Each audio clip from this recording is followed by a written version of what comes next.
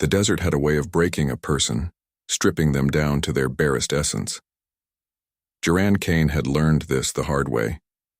His boots sank into the endless dunes with every step, the sun's brutal rays turning his skin to leather and his thoughts to static. His canteen rattled empty at his hip, a cruel reminder of his dwindling chances. Yet he pushed on, driven by instinct, by the hope that maybe this time the mirage was real. When he first saw it, shimmering on the horizon, he thought his mind was playing tricks on him again. The outline of swaying palms and glinting water seemed impossible, a cruel joke whispered by the heat. But as he crested the final dune, the vision solidified, and Duran's breath caught in his throat. An oasis, sprawling and verdant, defying the barren wasteland that surrounded it. Towering palms swayed gently in the breeze, their fronds casting dappled shadows over a sparkling pool. Lush grasses and alien flowers stretched toward the water's edge, their vibrant colors almost painful to look at after the monotony of sand. He stumbled forward, half believing the scene would vanish if he got too close. The air cooled as he approached, the scent of water and life replacing the dry, metallic tang of the desert. Duran dropped to his knees at the water's edge, plunging his hands into the cool liquid. He drank greedily, not caring that the water dripped down his chin or soaked his already ragged clothes. "You'll want to slow down," a voice said, low and steady, cutting through the sound of his frantic gulping. "Too much at once, and you'll regret it." Duran froze, water dripping from his lips. Slowly, he turned toward the voice. 3 figures stood in the shadow of the palms, their presence as surreal as the oasis itself. They were tall and striking, their forms unmistakably alien, yet eerily human. Their skin shimmered in iridescent hues, catching the light like polished stone. One was a deep azure, her eyes glowing faintly like embers in the dark. Another was silver, her features sharp and regal, her posture exuding an air of quiet authority. The third was golden, her skin glowing softly as though she had absorbed the very light of the sun. Duran's hand instinctively went to the knife at his belt, though he doubted it would do much good. "Easy, wanderer," the golden one said, her voice smooth and laced with amusement. She took a step forward, her movements fluid and deliberate.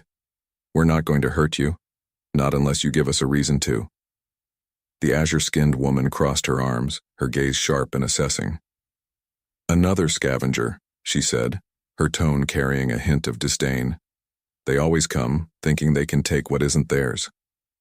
"Not like this one," the golden woman replied, her eyes roving over Duran with interest.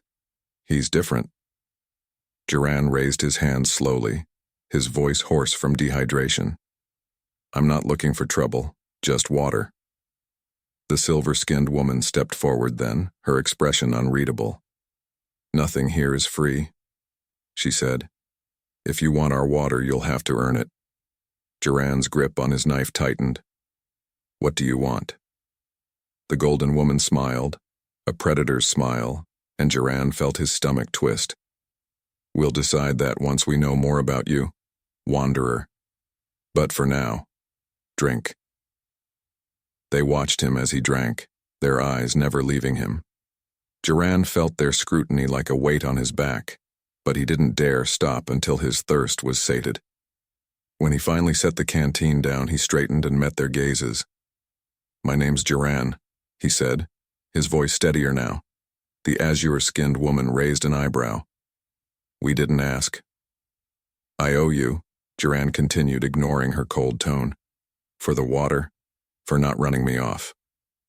The golden-skinned woman laughed softly, a sound that was both mocking and musical. "Owe us? Oh, wanderer, you have no idea what you've stumbled into." Duran's jaw tightened. "Then tell me." The silver-skinned woman studied him for a long moment before speaking. "This oasis isn't what it seems," she said. "It's more than a refuge. It's a bond." Duran frowned. "What's that supposed to mean?" The golden woman stepped closer, her glowing eyes locked onto his. "It means," she said, her voice dropping to a near whisper, "that you're not just a guest here. You're part of something now, whether you like it or not." The night air was a stark contrast to the blistering heat of the day. Cool and heavy, it carried the faint scent of flowers Duran couldn't name, and the constant rustle of leaves swaying in the gentle breeze. He sat by the water's edge, his back against a broad tree trunk, the sound of the small fire crackling nearby doing little to ease his nerves. The three women, his so-called hosts, sat opposite him, their eyes gleaming in the firelight. "So," the golden-skinned woman said, breaking the silence. She leaned forward slightly, her tone as smooth and measured as her movements. "Duran Kane. What brings you to the middle of nowhere?" "Survival," Duran said simply, not breaking her gaze. He wasn't sure if her probing questions were meant to intimidate him, but he wasn't about to let her see any cracks in his resolve. "Same as anyone else out here." The azure-skinned woman snorted softly, her arms crossed over her chest. "Most people out here are scavengers or deserters. Which one are you?" Duran shrugged, keeping his expression neutral. "Neither. Just a guy trying to keep breathing." The silver-skinned woman, silent until now, finally spoke, her voice low and steady. "Survival isn't easy in the wastes, and yet you've managed. That makes you either very clever or very lucky." "Maybe both," Duran said, his lips twitching into a faint smile. "But I'm guessing you didn't let me stay here just to ask about my life story." The golden-skinned woman's smile widened, slow and deliberate. "He's sharp. I like that." "Enough games, Scylla," the silver-skinned woman said, her sharp tone directed at the golden woman. She turned to Duran, her gaze piercing. "The Oasis isn't free, Duran. If you want to stay here, you'll need to prove your worth." Duran straightened, his hand resting loosely on his knee. "And what exactly does that mean?" The azure-skinned woman tilted her head, her eyes narrowing. "It means you don't get to drink our water, eat our food, and sit by our fire unless you earn it." Scylla, the golden-skinned woman, chuckled, her laughter soft but full of amusement. "Don't mind Rain," she said, gesturing to the azure woman. "She's not great with people." "And you are?" Duran shot back. Scylla's smile deepened. "Let's just say I'm better at negotiations." They explained the rules, or rather, the lack of them. The Oasis was theirs, and by extension, so were its resources. Duran could stay, but only if he agreed to help maintain the balance of their sanctuary. What that entailed was left deliberately vague, and Duran wasn't sure if they were being secretive or simply didn't trust him enough yet. "I can hunt," he offered. "Fix things. I'm good with my hands." Scylla arched a brow, her smile turning sly. "Good with your hands. That might come in useful." Duran's jaw tightened at the undertone in her voice, but he didn't rise to the bait. Rain rolled her eyes, clearly unimpressed, while the silver-skinned woman, whose name he learned was Lysara, remained stoic. "We'll see," Lysara said, her tone final. "For now, consider this a trial period. Prove you're useful, and we'll let you stay." Duran nodded, though he couldn't shake the feeling that this arrangement was far from simple. The following days were a blur of activity. The Oasis, while beautiful, was far from idyllic. Its balance was delicate, its resources finite. Duran found himself patching irrigation channels, reinforcing the barriers that kept larger predators out, and even helping Scylla gather medicinal plants from the outskirts.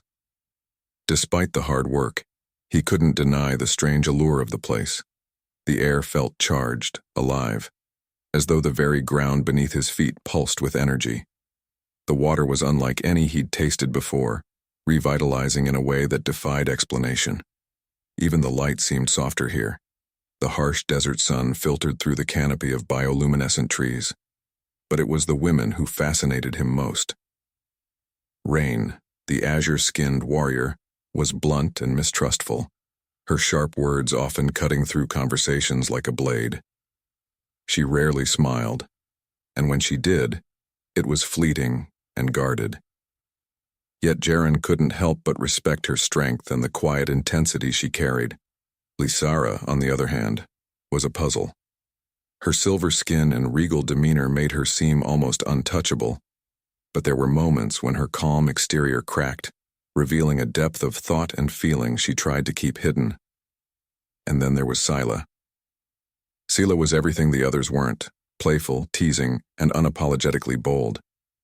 She seemed to delight in making Duran uncomfortable, leaning too close when she spoke or brushing against him as she passed. Yet beneath her flirtatious exterior there was a sharp mind and a cunning that Duran couldn't ignore. One evening, after a long day of repairs, Duran sat by the water, staring out at the oasis as the twin moons rose overhead. The fire crackled softly behind him, its warmth a welcome comfort in the cool night air. "You're quieter than usual." Scylla's voice came from behind him. He turned to see her approaching, her golden skin glowing faintly in the moonlight. "Just thinking," he replied. "Dangerous habit," she said with a smirk, sitting down beside him. Her gaze flicked to the water, then back to him. "Regretting your decision to stay?" "Not yet," Duran said honestly, "but I'd be lying if I said I trusted any of you." Scylla chuckled, her laugh low and rich. "Smart man, trust is a rare thing out here." Duran met her gaze, his expression unreadable. "And what about you? Do you trust me?" Her smile softened, though her eyes gleamed with something he couldn't quite place. "Trust is earned, Duran, but you're making progress." They sat in silence for a moment, the tension between them palpable. Finally, Scylla stood, brushing sand from her legs. "Get some rest," she said. "Tomorrow's going to be interesting." And as she walked away, Duran couldn't help but wonder what she meant and what he'd gotten himself into. The next morning, Duran awoke to the sounds of the oasis coming alive. Birds with iridescent feathers flitted through the air, their haunting calls echoing across the water. The faint hum of energy in the ground seemed stronger today, as if the oasis itself was preparing for something. Duran sat up, his muscles sore from days of labor, and noticed Lysara waiting nearby, her silver skin catching the early sunlight. "Get up," she said curtly, her arms crossed. "We have work to do." Duran groaned but complied, pulling on his boots. "You're a morning person, huh?" Lysara didn't rise to the bait. "Scylla and Rainey are scouting the outer edges of the oasis. That leaves you with me." "And what are we doing?" Duran asked. She turned, gesturing for him to follow.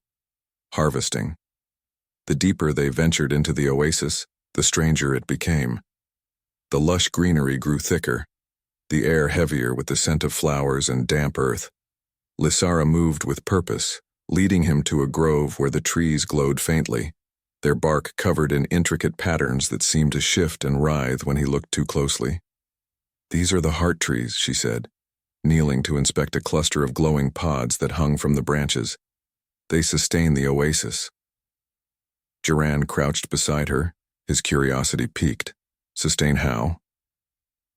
"They filter the energy that flows through the land," she explained, carefully cutting one of the pods free and placing it in a woven basket. "Without them, the oasis would wither and die." Duran reached out to touch one of the pods, but Lysara grabbed his wrist, her grip surprisingly strong. "Careful," she warned. "The pods are alive. They react to touch." Duran raised an eyebrow. "Alive how?" Lysara hesitated, her gaze flicking to the trees. "The oasis is symbiotic. Everything here is connected. The heart trees, the water, the creatures, even us. Touching the pods disrupts the balance." Duran pulled his hand back, unease creeping up his spine. "And what happens if the balance is disrupted?" Lysara didn't answer. Instead, she stood and continued harvesting, her movements precise and deliberate. Duran followed her lead, though his mind churned with questions. As the sun climbed higher, they returned to the main camp, the basket of pods glowing faintly in Lysara's hands. Rain and Scylla were already there, their scouting trip apparently uneventful. Rain gave Duran a curt nod, while Scylla greeted him with her usual smirk. "Still alive, I see," Scylla teased, her golden eyes glinting. "Lysara didn't work you too hard." "Depends on your definition of hard," Duran shot back, earning a chuckle from Scylla and an exasperated sigh from Lysara. "Enough," Lysara said, setting the basket down by the fire. The pods are ready for infusion. Duran frowned. Infusion? Rainey stepped forward, her azure skin glistening with sweat. The pods hold energy, she explained. We release it into the water to keep the oasis alive. Scylla leaned closer to Duran, her voice dropping to a conspiratorial whisper. Think of it as feeding the beast. Duran glanced between them, his unease growing. What exactly is this oasis? It's not natural, is it? Rain scoffed. Nothing about the wastes is natural. The oasis is alive, Lysara said, her tone matter of fact. It's a sanctuary, but it's also a force, one that demands care and sacrifice. That night, Duran couldn't sleep. The fire burned low, casting flickering shadows across the camp. The others were quiet, their breathing steady, but Duran's thoughts refused to settle. He stared at the glowing water, his mind racing. The oasis was more than just a refuge. He could feel it now, a subtle pulse beneath his feet, like the heartbeat of something vast and unknowable. The air carried a faint hum that resonated in his chest, growing louder the longer he focused on it. Can't sleep? Scylla's voice broke the silence. Duran turned to see her standing a few feet away, her golden skin glowing softly in the moonlight. She moved closer, sitting beside him with a grace that made him feel clumsy by comparison. Lot on your mind? She asked, her tone light but curious. Duran hesitated, then nodded. This place. It doesn't make sense. The way it feels, the way it works, it's like it's alive. It is, Scylla said simply. The oasis has a will of its own. It lets us stay, but only because we give it what it needs. And what does it need? Duran asked. Scylla smiled, but there was no humor in it. Balance. Her answer didn't satisfy him, but he didn't push. Instead, he asked, And you? Why are you here? Scylla's smile faded, and for a moment she looked almost vulnerable. The same reason as you, Duran, survival. Duran studied her, unsure if he believed her. And the others? Lysara, Rain? Scylla shrugged. We're all here for different reasons. But the oasis doesn't care about reasons. It only cares about what we can offer. Jaren looked back at the water, his unease deepening. And what happens when we have nothing left to offer? Scylla didn't answer. She just stood, her golden eyes lingering on him for a moment before she walked away, leaving Jaren alone with his thoughts and the pulsing hum of the oasis. The pulsing hum of the oasis was no longer faint. Jaren could feel it in his chest, a rhythm that synchronized with his heartbeat, as if the place were trying to pull him deeper into its secrets. The morning air was heavy, thicker than before, and the colors of the oasis seemed sharper, more vivid, unnaturally so. Lysara approached him as the sun broke over the horizon, her silver skin reflecting the dawn light. Her expression was serious, her eyes darker than usual. Come with me, she said, her tone leaving no room for argument. Jaren followed her in silence, tension thick between them. She led him past the familiar edges of the camp, through thickets of glowing foliage and towering trees. The path twisted and narrowed, the vibrant greenery giving way to strange gnarled roots that jutted from the ground like jagged teeth. The hum grew louder. They emerged into a clearing dominated by a massive tree unlike any Jaren had seen before. Its trunk was impossibly wide, its bark a shimmering black that seemed to drink in the light. Glowing veins of green and blue pulsed across its surface, converging at the base where thick root-like tendrils stretched outward, disappearing into the earth. Lysara stopped, turning to face him. This is the heart of the oasis. Jaren stared at the tree, unease prickling at his skin. It looks alive. It is, Lysara said. This tree sustains the oasis. Its roots extend for miles, drawing energy from the land and the life around it. Jaren frowned. You mean it feeds on people? Lysara's gaze didn't waver, not directly. The tree maintains balance. It absorbs excess energy, recycles it, and gives it back to the oasis. But balance requires sacrifice. Before Jaren could respond, Scylla and Rain emerged from the trees, their expressions unreadable. They carried a small bundle between them, wrapped in coarse fabric. Duran's stomach churned as he watched them approach the tree, setting the bundle at its base. "What is that?" he demanded, his voice sharp.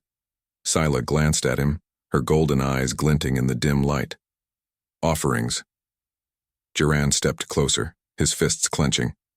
"What kind of offerings?" Rainey, her azure skin darkened by the shadows, finally spoke. "Sometimes it's animals, sometimes it's not." Duran's blood ran cold. "You're feeding it people?" "Not like you think," Scylla said, her voice softer than he expected. "The tree doesn't kill. It takes." "Takes what?" Duran asked, his voice rising. Lysara stepped between him and the others, her expression calm, but firm. "Energy. Memories. Pieces of the soul. Those who are offered to the tree don't die. They become part of the Oasis." Duran shook his head, his heart pounding. "That's insane." "It's necessary," Lysara said. "The Oasis is a sanctuary, but it's also alive. It needs balance to survive. Without these offerings, it would collapse, and everything within it, including us, would wither." Duran backed away, his mind reeling. The Oasis, the beauty, the life, it was all a lie. A trap. "This is why you brought me here, isn't it?" he said, his voice shaking. "You want me to be one of your offerings." Scylla stepped forward, her gaze steady. "We didn't bring you here, Duran. The Oasis did. It chooses who comes, who stays, and who gives." "I didn't choose this," Duran spat. "No one does," Rain said coldly. For a long moment, the only sound was the hum of the tree, deep and resonant. Duran's mind raced, searching for a way out, for some way to escape the pull of this place. Finally, Lysara spoke, her voice quiet but resolute. "You don't have to decide now. The Oasis hasn't made its decision yet, but you need to understand, Jaren. Everything here exists because of the balance. Without it, there's nothing." Duran spent the rest of the day in silence, the weight of what he'd learned pressing down on him. The others gave him space, though he could feel their eyes on him, waiting. Judging. That night, as the moons rose over the Oasis, Duran sat by the water's edge, staring at his reflection. The hum of the Oasis was louder now, a constant rhythm in his ears. He could feel it pulling at him, whispering to him. "You're afraid," Scylla's voice said from behind him. Duran didn't turn. "Wouldn't you be?" She moved to sit beside him, her golden skin glowing faintly in the moonlight. "I was," she admitted. "When I first came here, I fought against it. I wanted to escape, to take back the life I'd lost. But the Oasis doesn't let go." Jaren glanced at her, his jaw tight. "And now?"